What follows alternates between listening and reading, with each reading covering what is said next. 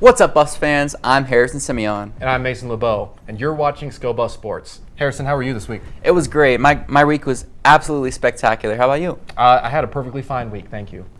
And now we look forward to this upcoming weekend of Colorado athletics. Before we look ahead, though, let's start off with the football game last week, Saturday, against Texas Tech. Let's take you now to Leo Rivera of our SBS crew who made the trek to Lubbock. Hello everybody, I am Leo Rivera and I am here after Colorado's 41-27 victory over the Texas Tech Red Raiders. The entire game, these tortillas were being seen thrown by fans during the whole duration of the game. That was one of the big storylines as Colorado's defense was ignited in the second half. Travis Hunter and Shedeur Sanders also contributed to Colorado's successful victory today here in Lubbock. The Buffs rolled into Texas Tech and handled business with a 41-27 win last Saturday. After a slow first quarter, the offense got going as Shedeur Sanders finished with 291 passing yards and 4 total touchdowns. The three-headed receiving monster of Travis Hunter, LeJontay Wester, and Will Shepard shined, each with a score of their own. The defense was able to ice the game with 3 forced turnovers in the fourth quarter, including a scoop and score by Shiloh Sanders. Senior quarterback Shedeur Sanders was honored with the Big 12 Offensive Player of the Week award for his showing against the Red Raiders. He passed for 3 touchdowns and rushed for 1 himself, making huge plays on the ground. Sanders neared 300 yards in the air, and nearly 70% of his throws were completed. For his efforts, he played a critical role in the win over Texas Tech. This Tuesday, the Buffs climbed 3 spots in the college football playoff rankings up to number 17. This is the highest the team has been ranked in the CFP polls since 2016 when they were ranked 10th in the final poll of the season. The Buffs remain ranked 18th in the AP poll and 20th in the coaches poll. Now taking a look at the Big 12 standings, Colorado now sits in second place in the conference behind only undefeated BYU. They're in a close race with the teams below them as Iowa State, Kansas State, Arizona State, and West Virginia are also 4-2 in their conference games, hot on their heels. TCU and Texas Tech sit in 7th and 8th place with conference records of 4-3, and they're still in the conference race just by a thread. All of CU's remaining 3 games are against conference opponents, so they can all hold high stakes in this very tight race. Now let's send you down to Kieran Warger for this week's Buff Banner. Thanks, guys. Buff fans, it's no question that this season for Coach Prime and the Buffs is miles better than last year's, and most of that's due to our offensive line, but there's still a major flaw, and that is our play calling. And I think these issues can boil down to just 2 words: clock management. I'm certain fans can share my same sentiments after watching last week's game against Texas Tech. I mean, sure, the first 2 quarters were pretty smooth, but the madness started when the Buffs emerged from the locker room in the second half. Now, I'm not a coach, but what were they thinking calling 2 timeouts in the third quarter when we still had a comfortable 17-13 lead? I mean, it should be common sense for coaches to hoard their timeouts until the last 2 minutes of the half, and that's when they count the most. And if that wasn't enough, the Buffs took their 3rd timeout with 7 minutes left in the half. With that timeout taken, the Buffs have left themselves with no room for error. But luckily, our defensive line was explosive that second half, or that could have cost us the game. But the weaknesses don't stop there. What about stopping the clock? Now, we all know Shedeur Sanders, our quarterback, is known for snapping the ball way too early. I mean, sure, that could work to your advantage when a close game is on the line, but that was not the case last weekend in Lubbock. There were 25 seconds on the play clock late in the third quarter, and Shedeur and his line were already in formation. 5 seconds later, the ball was snapped. When you have a comfortable lead, the wise decision is to wind down the clock. Wait until there are 5 seconds left on the play clock before you even think about snapping the ball. In my eyes, those early snaps are what cost the game against Kansas State back in October. But it doesn't stop there. What is their obsession with playing the ball out of bounds? I mean, what is the need to conserve time? I mean, if you're trying to win a close game, run the ball. Keep that clock running. And Pat Shurmur has an offensive line perfectly capable of accomplishing run plays. I suggest he takes advantage of it. If there's one thing I could say to sum all this up, it's watch the clock. Coach Prime and the Buffs have the chance to do something incredible this season, and that is make the college football playoffs for the first time in nearly 2 decades. But that can't be accomplished by continuing to pull these quick plays. Now, like I said, I'm no coach, but I genuinely believe that that is the path to ultimate victory. That's all I've got for this week's Buff Banner. I'm Kieran Warger, sending you guys back to the desk. Colorado true freshman Jordan Seaton has played at an All-American level this season, protecting Shedeur Sanders' blindside. The tackle was named on the On3 preseason true freshman All-American team this fall. Given his high level of play so far, it's possible he earns end-of-season honors as well. So the question this week is, who was the last Colorado offensive lineman to be named an All-American? We'll have this answer for you later in the show.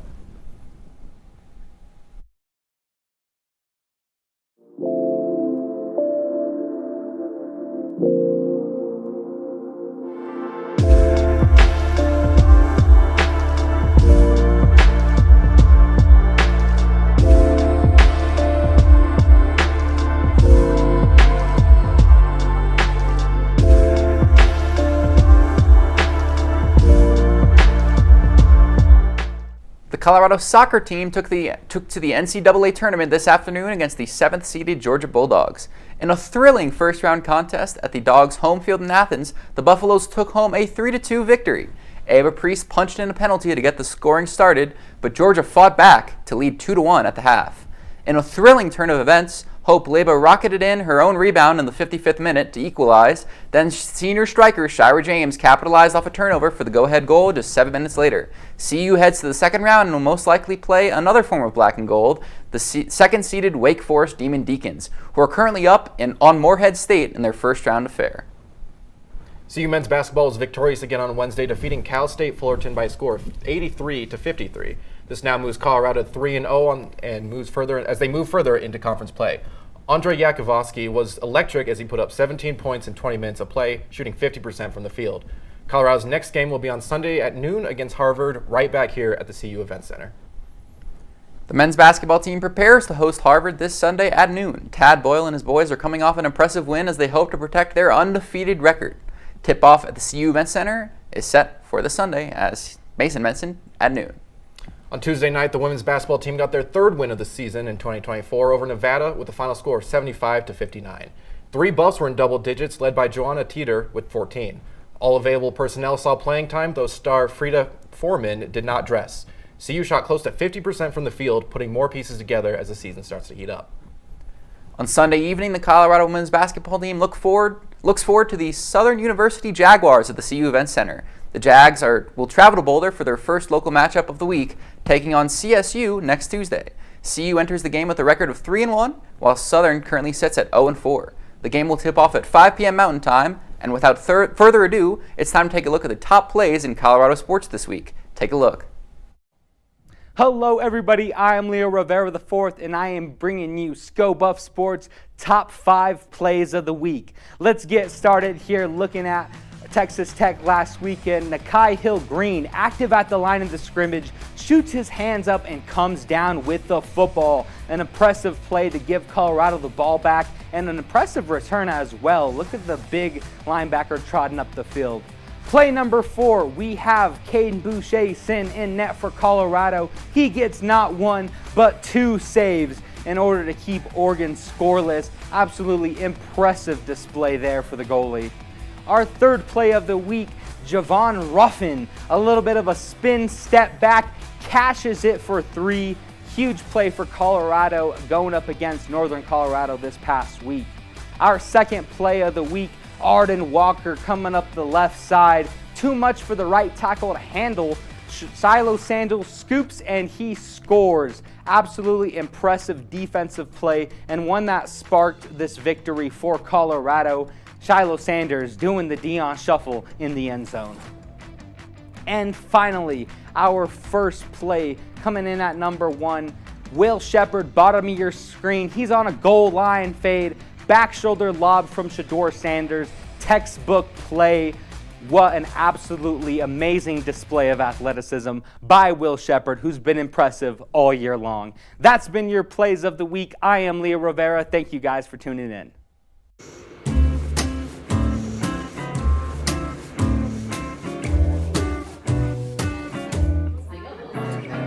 Who wants to do basketball? Who wants to do football? Who wants to do soccer? Who wants to do volleyball? That's so sick. Did Christian just say that? Videography. Anyone want to do that?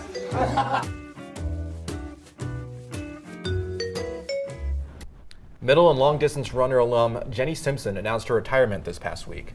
While in college, she won the NCAA Steeplechase Championship, then qualified for the first ever steeplechase Olympic finals, where she set the American record. While in college, she would dominate by setting records in a magnitude of races and winning the Honda Sports Award for Best Female Collegiate Track Athlete. After college, she would compete in many world championships, getting first in the 1500 in 2011 and then second in 2017. She would also seize Olympic success in 2016 in Brazil, where she got the bronze medal in the 1500-meter race. Simpson had such an impressive career, and all of us at Skill Bus Sports would like to wish her a happy retirement. From the past to the present, the cross-country team took the NCAA Mountain Regionals today in Reno, Nevada. Both the men's and the women's sides performed admirably, claiming 5th and in the 10K and 6th place in the 6K, respectively. The Buffaloes did well enough to now turn their attentions to the NCAA Regionals on the national stage, taking place in Madison, Wisconsin next Saturday. The volleyball team had a great comeback week, going 2-0. They beat Cincinnati on Saturday, winning 3-0 before traveling to Iowa State for another Big 12 matchup. They beat the Cyclones 3-1 on Wednesday. The Buffs sit at a 12-14 record on the year, coming into this late upcoming slate with a 2-game winning streak. They host the next few games here in Boulder, starting with a matchup with Arizona next Thursday. The Wildcats are 15-9 and are also on a 2-game winning streak. The Colorado tennis team was busy last weekend, competing in 2 different tournaments across the country. In Los Angeles, a few Buffs traveled to the ITA Fall Sectionals, where they competed in one-on-one singles play and were 0-1 in doubles play. In the Florida Gulf Coast Invite, one of the teams were in action and were 6-9 in singles play and a whopping 6-0 in doubles play. The fall season is now all but over for 2 of the Buffs, as dynamic doubles duo Emma Bubalo and Anya Nelson will travel to Waco, Texas next week for the NCAA Individual Championships. Switching from varsity to club, the D1's men's hockey team rolled through their 2-game set last weekend against the Oregon Ducks. Colorado rallied from a 2-0 deficit to win Game 1 3-2 on Saturday, then breaking out the Brooms on Sunday with a 3-1 victory. Second-year goalkeeper Caden Boucher was a brick wall in the Sunday victory, tallying his first win of the season. The Buffs continue their campaign tonight on the road against the Central Oklahoma Broncos. While the Division I team got the win at home, the men's Division II team also got things done over the weekend in Laramie, taking on the Wyoming Cowboys on Saturday. This game was meant to be the second of their week, with a home slate against the Denver Pioneers getting canceled amid last week's blizzard. The Buffs secured a 7-2 win in Laramie, with Connor Smithberger netting 2 goals to become the current point leader on the roster. It was some rough hockey, though, with both teams committing a myriad of 14 penalties on the night. The D2 team will be on a bye this week as they gear up for next Friday's game at home against the familiar face, the Nebraska Cornhuskers. The women's hockey team swept the Montana State Bobcats at home on home ice this past weekend in what was a 5-1 rout in Game 1 Friday. The Buffs managed to shoot 63 on the net and cruise the whole way. Game 2 was a completely different story, however, as the Bobcats took a 2-1 lead in the first intermission. With Buffaloes looking exhausted, it is the Brianna Aarons who tied the game in the late third to take it to overtime. In just a minute of overtime, Mia Fischelli buried her second goal of the game, and the Buffs secured a sweep in the series. Next up, Colorado will be taking on the Utah Utes in Salt Lake City on Friday and Saturday. Don't go anywhere. We've got to look ahead at the upcoming games, the answer to this week's trivia question, and an edible autograph, all coming up after the break.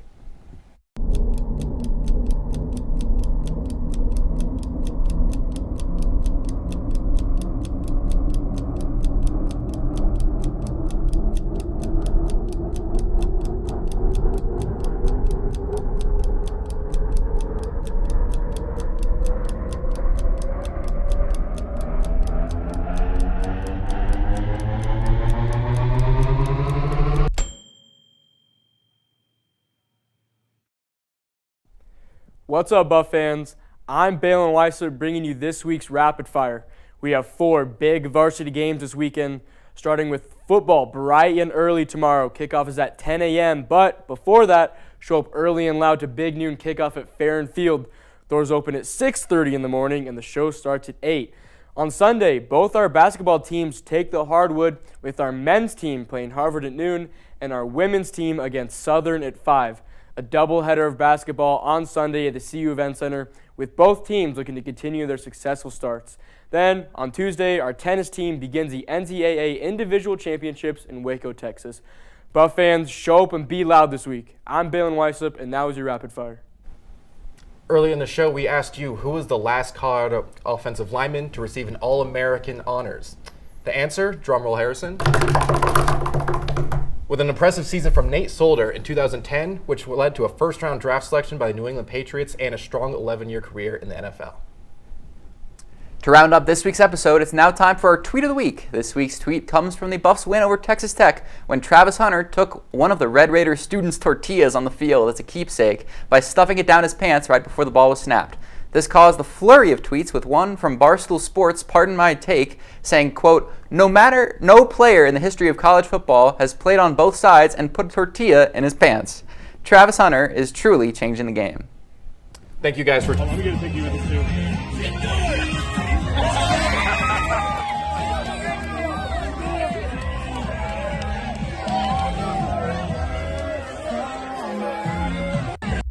Thank you guys for tuning in. My name is Mason LeBeau. And I'm Harrison Simeon, and you better remember, you heard it here first.